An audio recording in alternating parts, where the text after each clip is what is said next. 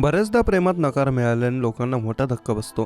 तो धक्का अनेकदा लोकांना पचवणे देखील शक्य होत नाही. नुकतंच आता एक घटना पुढे आली, ज्यानंतर मोठी खळबळ निर्माण झाल्याचे बघायला मिळतंय. लग्नास नकार दिल्याने चक्क एका शिक्षिकेचा खून तिच्या शाळेत जाऊन करण्यात आला. ही घटना तामिळनाडूच्या तंजावर जिल्ह्यातील आहे. आरोपीने शाळेत जात शिक्षकावर चाकूने वार केले. यावेळी ती गंभीररित्या जखमी झाली. शिक्षिकेला रुग्णालयात दाखल करण्यात आलं, मात्र उपचार सुरू होण्याच्या अगोदरच तिचा जीव गेला होता. मीडिया रिपोर्टनुसार मृत महिला शिक्षिकेचं नाव रामानी असं आहे. काही दिवसांपूर्वीच रामानी हिच्या घरी आरोपी मदन याचे नातेवाईक लग्नासाठी बोलणी करण्यास गेले होते. मात्र मदन सोबत लग्न करण्यास रामानीने स्पष्टपणे नकार दिला. रामानीने लग्न करण्यास नकार दिल्याने आरोपीला मोठा धक्का बसला. रामानीने लग्न करण्यास नकार दिल्याचा राग मदनच्या डोक्यात होता. त्याला काही करून तिच्यासोबत लग्न करायचं होतं.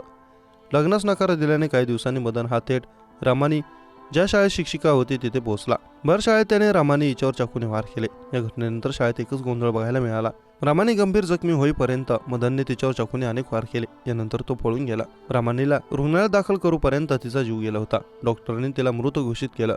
या घटनेची माहिती रामानीच्या कुटुंबियांनी देण्यात आली. रामानी या जगात नसल्याचा विश्वास तिच्या कुटुंबियांना बसत नाहीये. या प्रकरणाची माहिती पोलिसांना देण्यात आली. तपास करत पोलिसांनी अवघ्या काही वेळामध्येच आरोपी मदन याला अटक केली. रामानी यांची यावर्षी जून महिन्यातच शाळा व्यवस्थापनाने शिक्षक म्हणून नियुक्ती केली होती. रामानी या इयत्ता 6वी ते 9वीच्या विद्यार्थ्यांना तमिळ भाषा शिकवायच्या.